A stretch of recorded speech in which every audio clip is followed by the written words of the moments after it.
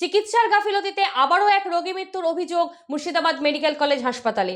কর্মবিরতির মধ্যেই মঙ্গলবার সেখানে পৌঁছে সর্পাঘাতে এক রোগীর মৃত্যুর ঘটনায় ক্ষোভ দেখা গিয়েছে সাধারণ মানুষের মনে। যদিও পরিস্থিতি সামাল দেওয়ার চেষ্টা করেছে মেডিকেল কলেজ কর্তৃপক্ষ বলেই দাবি তাদের।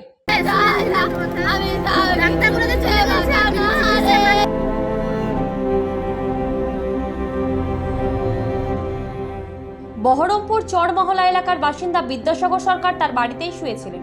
মঙ্গলবার ভোরে ঘুমন্ত অবস্থায় বিছানায় সাপে কাটে ওই যুবককে। পরিবারের দাবি ৮ ঘন্টার মধ্যে কর্ণসুবর্ণ হাসপাতালে তাকে নিয়ে যাওয়া হয়।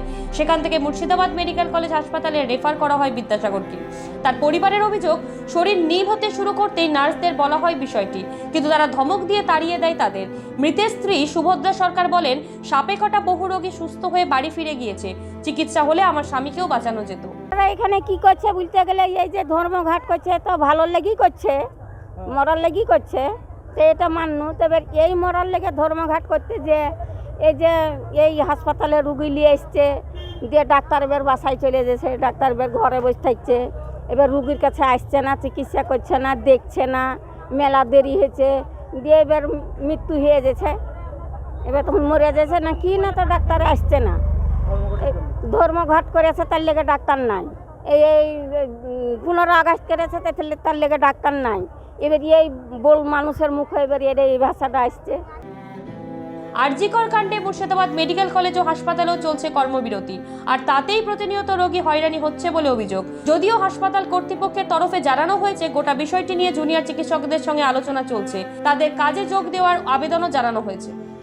তাদের কাছে রিকোয়েস্ট করেছি, আবেদন রেখেছি জুনিয়র ডাক্তারবাবুদের কাছে যে তারা যেন ক্লিনিক্যাল ওথ, আমরা ডাক্তারবাবুদের আমাদের একটা সমাজের প্রতি দায়বদ্ধতা থাকে, সেই দায়বদ্ধতা থেকে তারা যেন ইমার্জেন্সিতে চালু রাখে, এইটুকুনি আমার একটা আবেদন তাদের কাছে আমি রেখেছি। স্নেক বাইটে আজও একজনের মৃত্যু হয়েছে এবং অভিযোগ হচ্ছে যে চিকিৎসার গাফলতি, স্নেক বাইটে মৃত্যু হয়েছে। চরমহলার বাড়ি কী বল সেটা আমরা দেখছি, সেটা কি চিকিৎসা পাইনি সেটা আমি তো এই মুহূর্তে সেটা আমরা দেখছি। আমার এমএসির কাছে আমি খরচ করছি নিশ্চয়ই, সে টিকিট 100 জন ডাক্তারবাবু, 100 কেন 125 জন ডাক্তারবাবু যদি তারা এই রকমভাবে মানে এই প্রতিবাদে সামিল হন, তাদের একটু তো পরিষেবা ব্যাহত হবেই।